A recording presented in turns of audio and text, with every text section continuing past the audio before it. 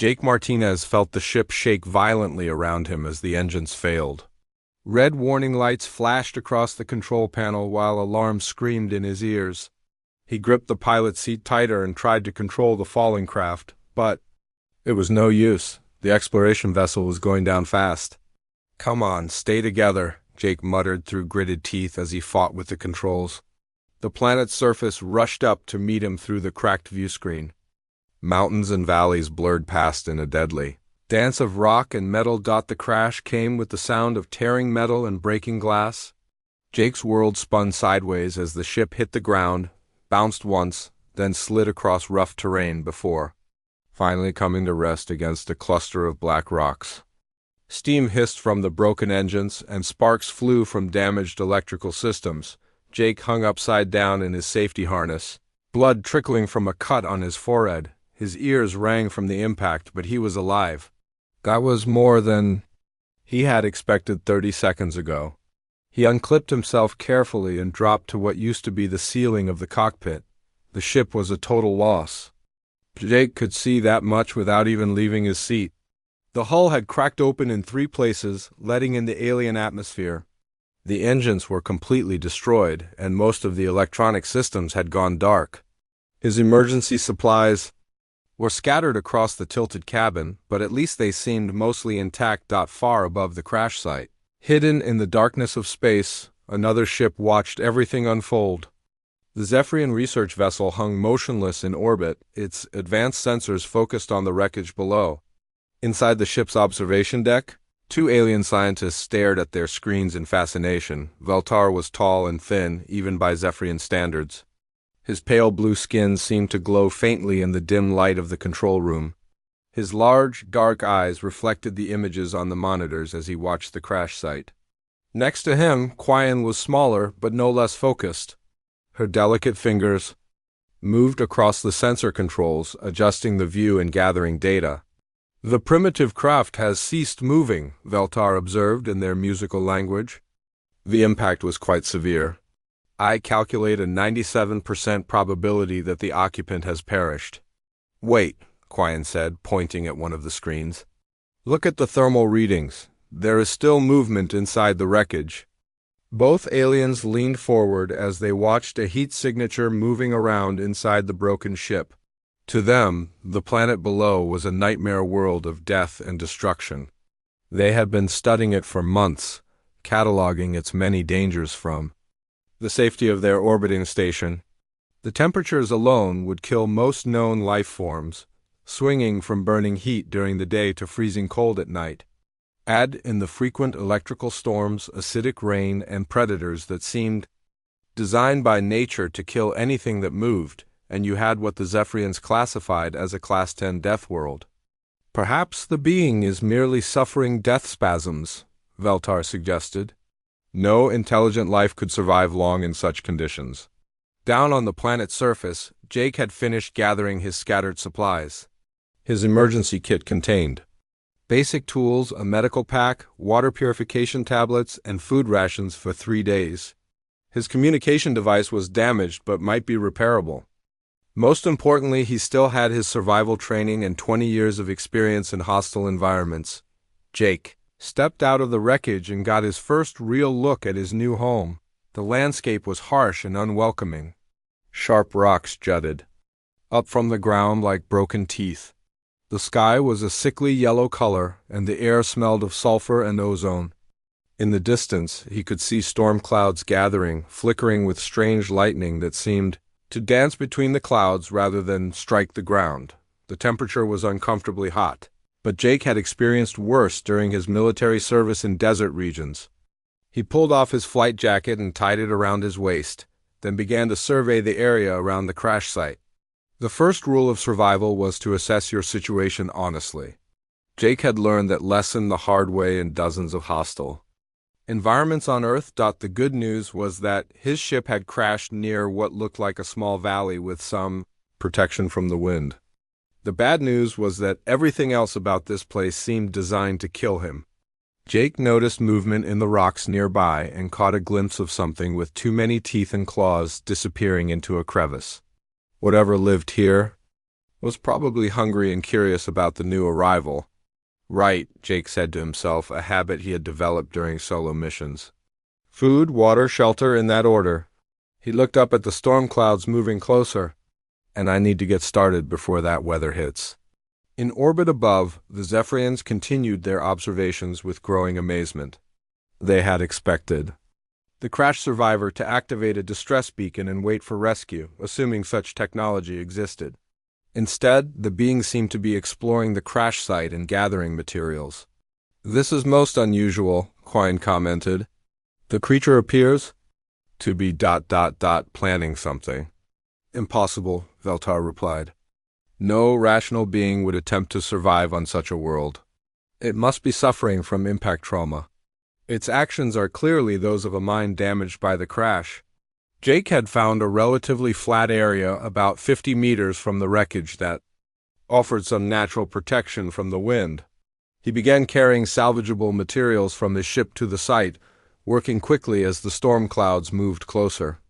Pieces of hull plating, damaged electronics, and anything else that might prove useful were stacked in an organized pile. As he worked, Jake noticed more signs of the planet's wildlife. Scratch marks on the rocks showed where large predators had passed through. Strange sounds echoed from hidden caves and crevices. Something howled in the distance, a sound that made Jake's survival instincts tingle with warning, but instead of fear, Jake felt something else entirely.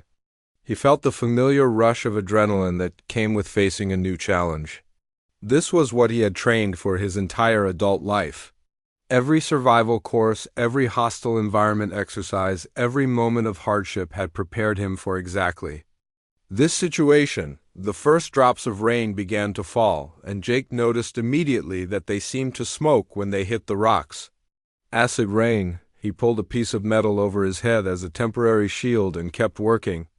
The Zephyrians watching from space could barely believe what they were seeing. The being is continuing to work despite the corrosive precipitation, Veltar observed.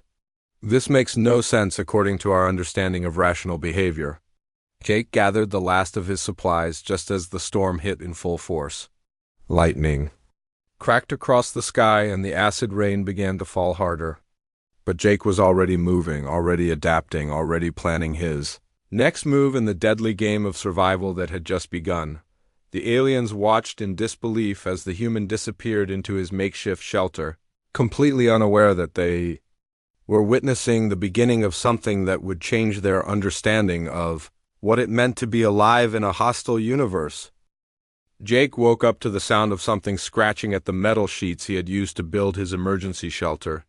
The acid rain had stopped during the night, but now he had a different problem.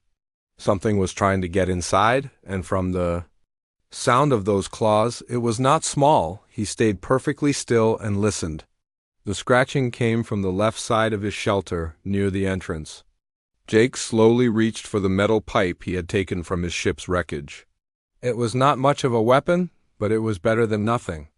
The scratching stopped suddenly and Jake heard heavy breathing. Just outside the thin metal wall, whatever was out there seemed to be sniffing around his shelter.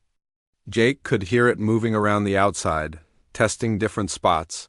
He gripped the pipe tighter and waited. After what felt like hours but was probably only minutes, the creature moved away. Jake could hear its footsteps getting fainter as it headed toward the crashed ship. Up in orbit, Veltar and Quine had been watching the thermal readings all night. They had seen the large predator approach the human shelter and expected to witness the creature's death. Instead, they watched in confusion as the predator left without attacking. The hunting beast departed without engaging, Quine observed. This is most unusual behavior. These creatures are known to be extremely aggressive. Perhaps the shelter confused it, Veltar suggested. Or the scent of the crashed vessel was more interesting than whatever is inside that crude structure. Jake waited another hour before carefully opening his shelter. The sun was rising and the temperature was already climbing fast. He could see tracks in the soft ground around his shelter. The creature had been huge, with claws as long as his fingers, but it had not tried very hard to get inside, which told Jake something important about how these predators hunted. You test first, then you commit, Jake said to himself, studying the tracks. Smart, but not smart enough. Jake began his second day by improving his shelter. He had learned a lot during the night about what worked and what did not. The acid rain had eaten through some of his metal sheets, but others had held up better. He started sorting through his salvaged materials, keeping what was useful and discarding what was not. The Zephyrians watched in amazement as Jake began to collect the acid rainwater in containers he had made from parts of his ship. They could not understand why anyone would want to gather such dangerous liquid. The being is collecting the corrosive precipitation, Veltar noted. This behavior makes no sense. The acid will destroy any container it touches. But Jake had noticed something the aliens had not. The acid was not equally strong everywhere. Some of it was weaker, diluted by regular water vapor in the atmosphere. And even the strong acid could be useful if you knew how to handle it safely. Jake used the acid to etch grooves into pieces of metal, giving him better grip surfaces for his tools. He also discovered that the acid would eat through certain types of rock, allowing him to carve out better foundation spots for his shelter. He worked carefully, using pieces of his flight suit as protection for his hands. The aliens watched this with growing bewilderment. They had advanced technology that could protect them from almost any environment, but they had never seen anyone use the environment itself as a tool. To them, hostile conditions were obstacles to overcome with better equipment. To Jake, they were resources to be exploited. Jake spent the morning studying the electrical storms that swept across the planet. He had noticed that they followed certain patterns, and the lightning seemed to be attracted to specific types of rock formations. Instead of avoiding these areas, Jake began planning how to use them. Lightning is just electricity, he muttered as he worked. And electricity can be controlled if you know what you're doing. He started building a simple lightning rod system using metal from his ship. The idea was to capture some of the electrical energy and store it in the ship's damaged batteries. It was risky, but Jake had worked with electrical systems before. The key was to not get greedy and try to capture too much power at once. By midday, Jake had expanded his shelter and begun work on his lightning collection system. He had also set up a basic early warning system using pieces of his ship's sensors. If anything large came near his camp, he would know about it before it got too close. The Zephyrians were now completely fascinated by what they were watching. This creature was not just surviving in conditions that would kill most known life forms.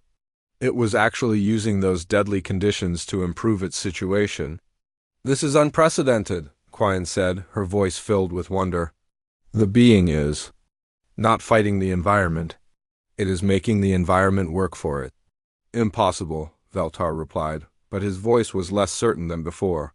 "No species we know of has ever demonstrated such behavior." Jake's afternoon was interrupted by the return of the large predator from the morning, but this time Jake was ready. He had spent time during the day preparing for this moment.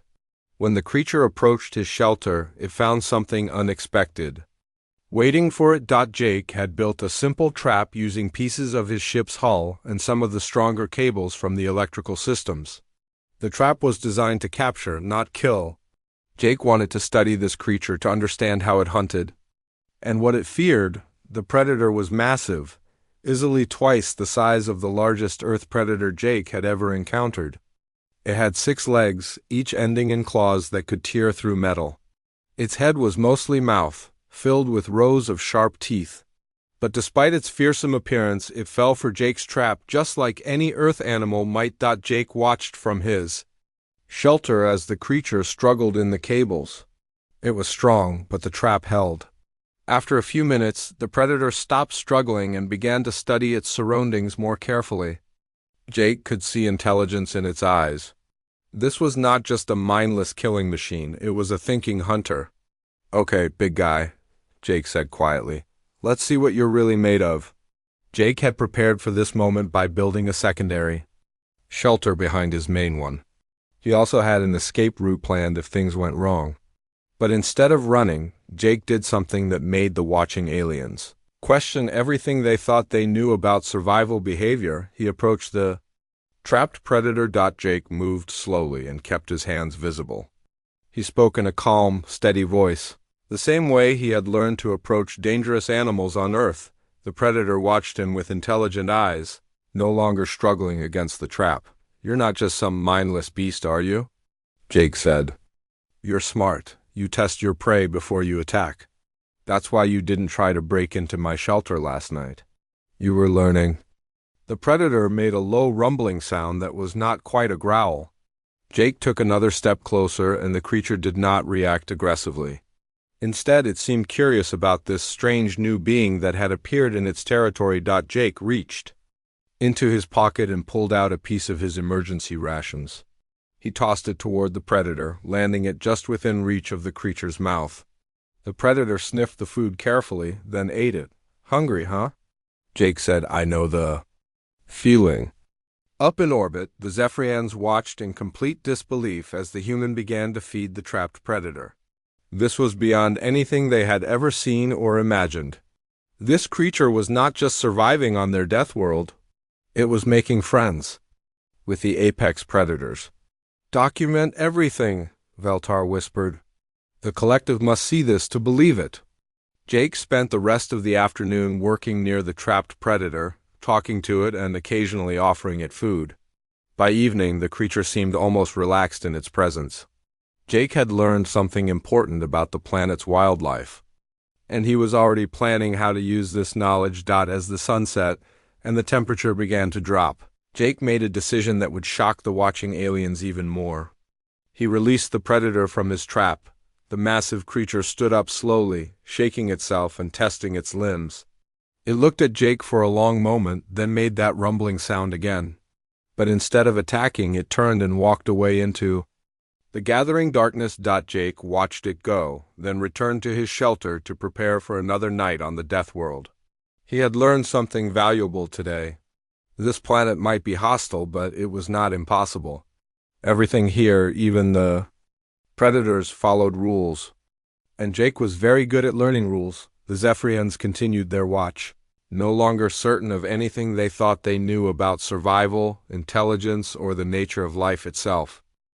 Jake woke up on his third day to find the large predator sitting outside his shelter. The creature was not threatening or aggressive. It was simply waiting, like a dog waiting for its owner to wake up. Jake rubbed his eyes and looked again, but the predator was still there. "Well, good morning to you too," Jake said through the metal wall of his shelter. The predator made that rumbling sound he had heard before. It almost sounded like a greeting. Jake carefully opened his shelter and stepped outside. The predator watched him but did not move. Jake could see that it had brought something with it. At the creature's feet lay the body of a smaller animal, something that looked like a cross between a lizard and a bird. The predator had brought him breakfast. "You're hunting for me now?" Jake asked in amazement. He approached the dead animal carefully. The predator stepped back to give him room but did not leave. Jake examined the creature's gift. The meat looked fresh and safe to eat. The predator had somehow known that Jake needed food. Up in orbit, Veltar nearly fell out of his observation chair. "The apex predator is providing food for the alien being," he reported to Quinn. "This behavior has never been documented in any species we have studied." "Perhaps the creature sees the human as its offspring," Quinn suggested. "Some species will feed and protect young that are not their own?" "But that makes no sense," Veltar protested. "They are completely different species. The human does not even remotely resemble the predator's natural young."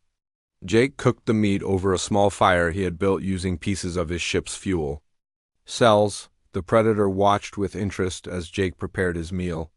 When Jake offered some of the cooked meat to the creature, it sniffed it carefully but did not eat it. The predator preferred its meat raw. "Different tastes," Jake said with a smile. "I get it." After breakfast, Jake began expanding his shelter. He had learned a lot over the past 2 days about what materials worked best and how to protect them from the acid rain. He started building a proper foundation using rocks that he had tested with small amounts of acid. Some rocks dissolved quickly, but others seemed almost immune to the corrosive liquid. The predator watched Jake work, occasionally bringing him materials that it seemed to think might be useful. Sometimes the creature was right. it brought him. Strong vines that grew in the deeper parts of the valley and pieces of a strange, coral-like substance that was incredibly hard and resistant to acid. Jake realized that the predator understood construction better than he had expected. It had probably watched other creatures build nests and dens for years. It knew what materials worked and what did not. "You're not just a hunter," Jake said to the creature. "You're an engineer." By midday, Jake had the frame of a much larger shelter built. This one had multiple rooms and was designed to be expanded even further. He had also begun work on a water collection and purification system. The acid rain could be neutralized with certain minerals he had found in the valley, and once cleaned, the water was actually quite pure. The Zephyrians watched in growing amazement as Jake's simple shelter transformed into something much more complex. He had built a workshop area where he was repairing and improving his equipment.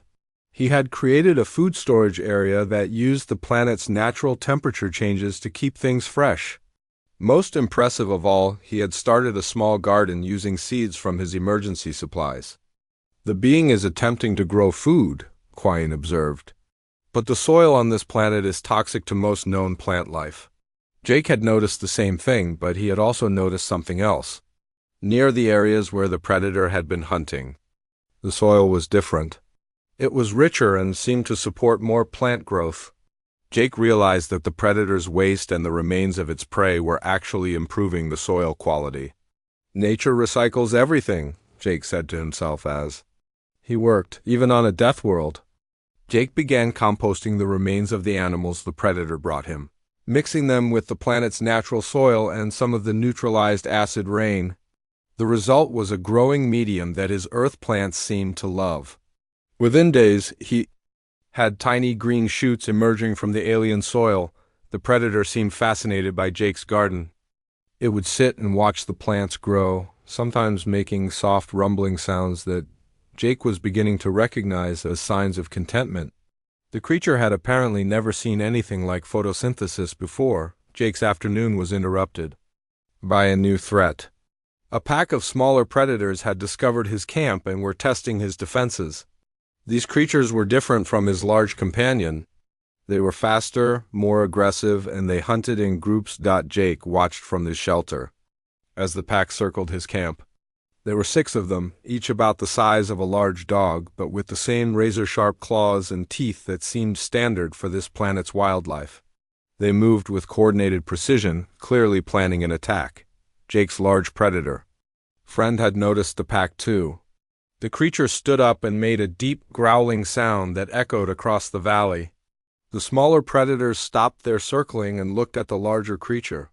For a moment, there was tension in the air. Then the pack leader, a scarred creature with one missing eye, made a challenging roar back at Jake's protector. The other pack members spread out, preparing to attack both Jake and his defender. Jake realized that his large friend was outnumbered and might not be able to protect him against 6 attackers. But Jake had not been idle during his time on the planet. He had been preparing for exactly this kind of situation. Jake activated his early warning system, which began making loud noises from speakers he had built using parts from his ship. The sudden sounds confused the attacking pack, causing them to hesitate. That hesitation was all Jake needed. He had spent the morning rigging a series of traps around his camp. They were simple but effective, based on designs he had learned during his military training.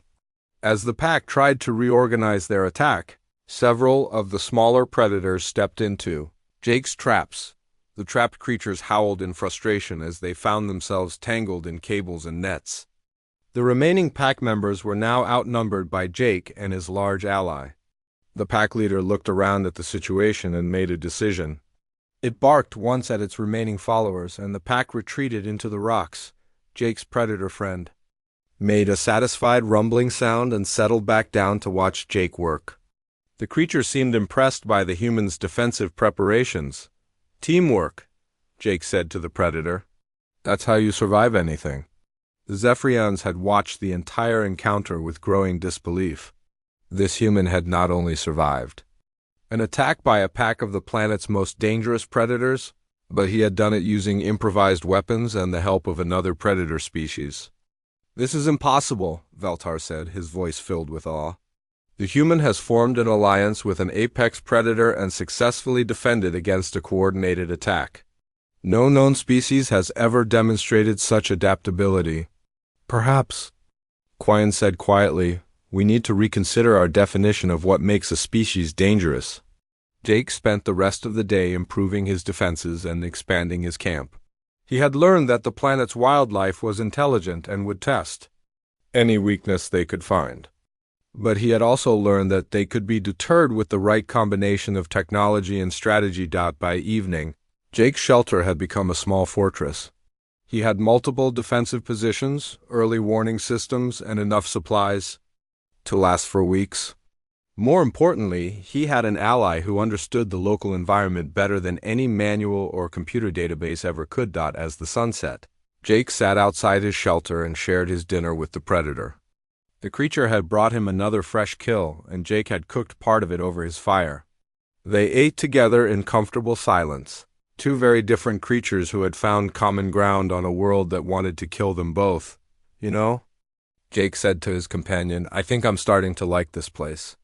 The predator made a soft rumbling sound that Jake had learned meant agreement. In orbit above, the Zephyrians continued their watch, no longer certain that they understood anything about survival, intelligence, or the nature of life in a hostile universe. Jake had not just survived 3 days on their death world. He had built a home, made an ally, and begun to thrive in conditions that would have killed most known species within hours. The aliens were beginning to realize that they were witnessing something unprecedented in galactic history. They were watching a human do what humans do best: adapt, overcome, and make the impossible look easy. Jake woke up on his 10th day to find that his camp had grown beyond anything he had originally planned. What had started as a simple shelter was now a complex of connected buildings spread across the valley floor. His large predator friend, who Jake had started calling Rex, was sleeping peacefully near the main entrance. The weather was changing. Jake could feel it in the air and see it in the behavior of the local wildlife. The electrical storms were becoming more frequent and more intense. The temperature swings were getting more extreme. Even Rex seemed more alert and restless than usual. "Storm season," Jake said to himself as he studied the darkening sky. "Every planet has one." Up in orbit, Veltar and Quian were monitoring. The same weather patterns? Their instruments showed massive storm systems building across the planet's surface. The electromagnetic readings were off their charts. "The seasonal weather pattern is beginning," Veltar observed. "The electromagnetic storms during this period are strong enough to disable our equipment even at this distance. The human's location will be directly in the path of the worst storms," Quian added. "Even with the shelter it has built, survival seems impossible." Jake had come to the same conclusion, but his response was different from what the aliens expected. Instead of preparing to wait out the storms, Jake began making plans to use them. He had been studying the planet's electrical patterns for days. The storms followed predictable paths through the valley, and the lightning was attracted to specific types of rock formations. Jake had already built a basic lightning collection system, but now he began expanding it into something much more ambitious. Rex watched with interest as Jake worked on his new project. The predator had learned to recognize when Jake was building something important. It would often help by bringing materials or simply standing guard while Jake worked. "You're getting good at this," Jake told Rex as the creature brought him a piece of metallic ore it had found. "I think you understand engineering better than most humans I know." Jake's new lightning collection system was designed to capture and store massive amounts of electrical energy. He had built it using salvaged materials from his ship, metal he had refined from local ore, and a series of capacitors he had constructed from various components. The system was dangerous, but Jake had worked with high-voltage equipment before. The first test of Jake's system came 3 days later when a massive storm swept through the valley. The aliens watched in amazement as Jake's lightning rods began capturing bolt after bolt of electricity. Instead of hiding from the storm, Jake was standing outside in the rain, monitoring his equipment and making adjustments. "The being is working in the middle of an electromagnetic storm," Valtar reported in disbelief. "The energy levels are sufficient to kill most known life forms instantly." "Look at the readings," Quine said. "The human's equipment is actually capturing and storing the electrical energy. It is using the storm as a power source." Jake's system worked better than he had hoped. By the time the storm passed, he had collected enough electrical energy to power his equipment for weeks. But more importantly, he had proven that the planet's most dangerous weather could be turned into a resource. The next challenge came from an unexpected source. Jake's success had attracted attention from other predators in the region. A new pack of creatures had arrived, but these were different from anything he had seen before. They were larger, more intelligent, and they seemed to be studying his camp with careful attention. Rex had noticed the new arrivals too. The large predator was more alert and defensive than Jake had ever seen him. Rex would patrol the perimeter of the camp, marking his territory and making loud warning calls that echoed across the valley. Territorial dispute, Jake realized. They think we're moving into their hunting grounds? Jake spent days observing the new predators. There were 4 of them, and they moved with the coordination of a military unit. They would take turns watching his camp, learning his routines, and studying his defenses. Jake could see that they were planning something. The confrontation came on a dark, stormy night. The new pack had chosen their moment carefully, attacking during one of the electrical storms when visibility was poor and communication was difficult. But they had made one crucial mistake. They had underestimated both Jake and Rex. Jake had been preparing for this attack for days. He had set up new defensive positions around his camp and had trained Rex to respond to specific commands. When the attack came, they were ready. The first predator tried to approach from the north, but it walked directly into one of Jake's electrical traps. The creature was stunned by a controlled shock from Jake's lightning collection system. It was not killed, but it was definitely discouraged. The second predator tried to climb over Jake's walls, but Rex was waiting for it. The large predator had positioned himself perfectly to intercept the attacker. The 2 creatures fought briefly, but Rex's size and knowledge of the terrain gave him the advantage. Jake handled the other 2 attackers with a combination of traps, electrical shocks, and his improvised weapons. The entire fight lasted less than 10 minutes, but it was enough to establish who controlled this territory. When the dust settled, 3 of the attacking predators had retreated into the darkness. The 4th, the largest of the group, lay unconscious near Jake's camp. Rex stood over the fallen creature, growling softly. "Easy, Rex," Jake said, approaching the unconscious predator. "Let's see what we're dealing with." Jake examined the fallen creature carefully. It was similar to Rex in many ways, but smaller and with different markings. Jake realized that this might be a female of the same species. Rex's behavior suddenly made more sense. "She's not just another predator," Jake said to Rex. "She's potential family." Jake made a decision that surprised both Rex and the watching aliens. Instead of killing or driving away the unconscious predator, he began treating her injuries.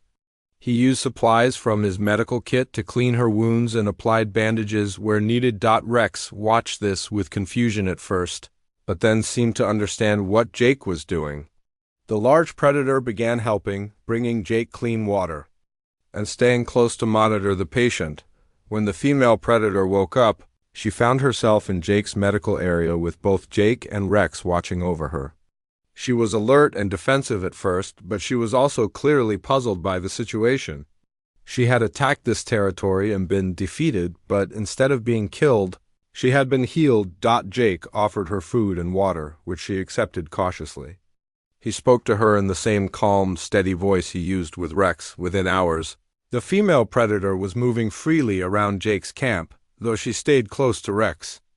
2 bodyguards, Jake said to himself. This place is getting safer all the time. The Zephyrians had watched the entire encounter with growing amazement. This human had not only survived an attack by multiple apex predators, but had converted one of the attackers into an ally. The pattern was becoming clear, but it was unlike anything they had ever seen. The human does not simply survive, Veltar observed. It converts hostile elements into beneficial ones. It turns enemies into allies, dangers into resources, and obstacles into advantages. Perhaps, Quian said thoughtfully, this is what makes humans so successful. They do not just adapt to their environment. They make their environment adapt to them. Jake spent the rest of the week expanding his camp again. With 2 predators helping him, he was able to work faster and more efficiently. Rex and the female, who Jake had started calling Luna, worked together to bring him materials and guard his territory. Jake's garden was thriving in the improved soil. His lightning collection system was providing more power than he could use. His water purification system was producing clean water faster than he could drink it. His food storage was full of preserved meat and fresh vegetables. Most importantly, Jake had begun working on a long-term project that would change everything. He was building a communication array using parts from his ship and materials he had refined from local ore. The system was designed to send a signal powerful enough to reach other star systems, but Jake was not building it to call for rescue. He was building it to let other humans know that this planet was habitable. He was planning to establish the first human colony on what other species considered a death world. As Jake worked on his communication array, with Rex and Luna watching protectively nearby, the Zephyrians finally understood what they were witnessing. This was not just survival. This was conquest through cooperation, domination through adaptation, and the transformation of a hostile world into a new home. Jake had not just mastered the death world. He had made it his own. Jake finished connecting the last component of his communication array on his 21st day on the planet. The device was a mix of salvaged ship parts and materials he had refined from local resources. It was not pretty, but Jake's engineering experience told him it would work. Rex and Luna watched from nearby as Jake powered up the system for the first time. The array hummed to life, drawing energy from Jake's lightning collection system. Lights blinked across the control panel, and Jake smiled with satisfaction. The device was working perfectly, but Jake was not using the communication array to call for rescue. Instead, he was using it to scan for other signals in the area. He had suspected for days that something was watching him, and he wanted to know what it was. Up in orbit, Veltar and Quian were monitoring their own equipment when alarms suddenly began sounding throughout their ship. Their communications officer, a nervous Zephyrian named Kiptar, rushed to their observation station. "We are being scanned," Kiptar reported. "Something on the planet's surface is using active sensors to search for artificial signals." "That is impossible," Veltar said. "The human's equipment was destroyed in the crash. It could not possibly have the technology to detect our presence." But Jake's improvised scanner was working better than the aliens expected. Within minutes, Jake had detected the Zephyrian ship in orbit. He studied the readings carefully, analyzing the signal patterns and energy signatures. "Definitely artificial," Jake said to himself, "and definitely watching me." Jake made a decision that would change everything. Instead of hiding or preparing for a potential threat, he began broadcasting a simple message on multiple frequencies. The message was basic but clear. "I know you are there. I am peaceful. Would you like to talk?" The message reached the Zephyrian ship instantly. Veltar and Quian stared at their communications equipment in shock. The human had not only detected their presence, but was actively trying to make contact. "It knows we are here," Quian whispered. "How is that possible?" "More importantly," Veltar added, "it is attempting to communicate. This suggests intelligence far beyond what we initially observed." Jake repeated his message several times, then settled down to wait. He had learned patience during his years of survival training. He knew that first contact situations required careful handling. He continued working on his camp while keeping one eye on his communication equipment. The response came 3 hours later. It was a simple mathematical sequence, transmitted on the same frequency Jake had been using. Jake smiled when he saw it. Mathematics was the universal language, and whoever was up there was trying to establish that they were intelligent. Jake responded with the next numbers in the sequence, then added a simple geometric pattern. The reply came faster this time, with a more complex mathematical proof. Jake and the aliens spent the next hour exchanging increasingly sophisticated mathematical concepts. Finally, Jake transmitted a simple message in basic pictographs. "Will, you come down to meet me?" The Zephyrians debated for hours. They had been studying this human for 3 weeks and had seen impossible things. But the idea of actually meeting the creature face to face was terrifying. The planet below was a death world, and they would need full environmental protection just to survive on the surface. "We must report this to the collective," Valtar argued. "This is too important for us to handle alone." "But we may not get another chance," Quian countered. "The human is offering peaceful contact. If we refuse, it may decide we are hostile." In the end, scientific curiosity won. Veltar and Quian prepared a shuttle for surface landing. They put on their most advanced environmental suits and packed enough life support equipment for a short visit. The shuttle was equipped with medical facilities in case something went wrong. Jake detected the shuttle's approach long before it landed. His scanner showed a small craft descending from orbit and heading for a flat area near his camp. Jake prepared for the meeting by cleaning himself up and putting on his least damaged clothing. He also made sure Rex and Luna understood that the visitors were to be treated as guests, not threats. The Zephyrian shuttle landed about 100 meters from Jake's camp. Jake could see 2 figures moving around inside the craft, apparently, checking their equipment before emerging. He waited patiently, understanding that they were probably nervous about the meeting. When Veltar and Quinn finally emerged from their shuttle, Jake got his first look at the aliens who had been watching him. They were tall and thin, with pale blue skin that seemed to glow faintly in the planet's harsh sunlight. They moved carefully, testing each step as if the ground might collapse beneath them. Jake walked toward them slowly, keeping his hands visible, and his movements non-threatening. Rex and Luna followed at a distance, curious about the visitors but staying back as Jake had trained them. "Hello," Jake said simply when he was close enough to be heard. "I am Jake Martinez. Welcome to my home."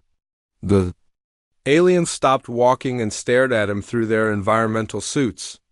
Jake could see their faces behind clear faceplates, and he could read the amazement and fear in their large, dark eyes. "You speak," Veltar said finally, his voice transmitted through a speaker on his suit. "You are truly intelligent."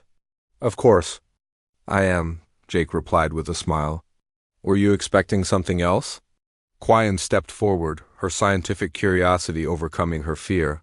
"We have been observing you for 21 days. We have seen you do impossible things. How do you survive in such conditions?" Jake looked around at his thriving camp, at Rex and Luna sitting peacefully nearby, at his gardens and workshops and defensive systems. "This," he said, "this is not that difficult. You should see where I come from."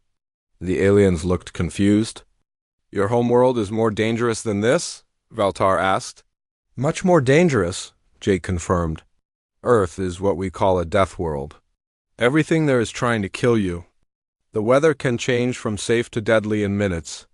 The most beautiful places are often the most dangerous. We have predators that can track you for days, natural disasters that can destroy entire cities, and diseases that can spread across continents." "But how do you survive?" Quian asked, her voice filled with wonder. "The same way I survived here," Jake explained. "We adapt, we learn. We turn problems into solutions and enemies into allies. We do not just live in dangerous places. We make dangerous places into homes." Jake invited the aliens to tour his camp. They followed him nervously, staying close together and constantly checking their environmental readings. Jake showed them his workshop, his garden, his lightning collection system, and his water purification facility. "You built all of this in 21 days?" Veltar asked in amazement. "With help," Jake said, gesturing to Rex and Luna.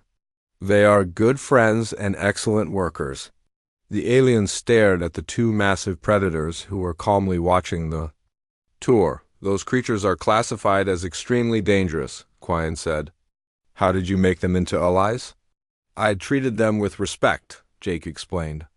I learned their language, understood their needs, and showed them that cooperation was better than conflict. Most intelligent species prefer peace to war if you give them the choice. Jake prepared a meal for his guests, though they could not eat through their environmental suits.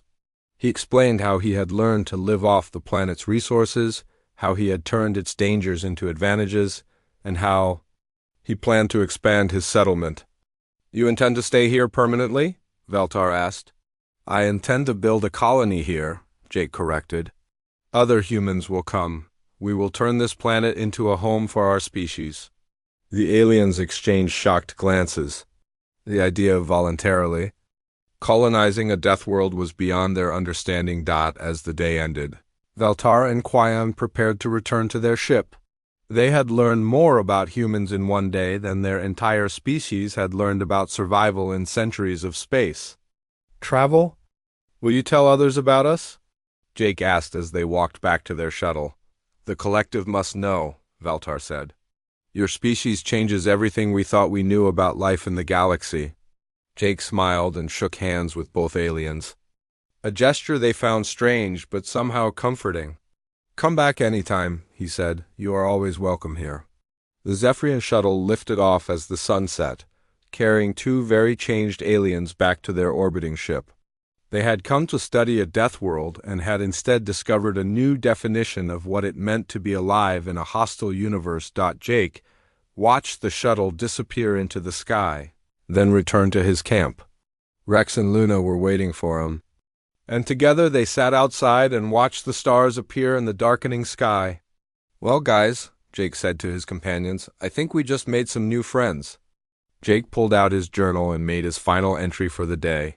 Day 21 on Kepler 442b. The neighbors finally introduced themselves. "Nice folks, if a bit nervous. Tomorrow I start teaching them how to camp. They're going to need bigger tents." In orbit above, the Zephyrians prepared their report for the collective. They had witnessed the impossible, a being that turned death worlds into homes, enemies into allies, and survival into art. They had met a human, and nothing would ever be the same.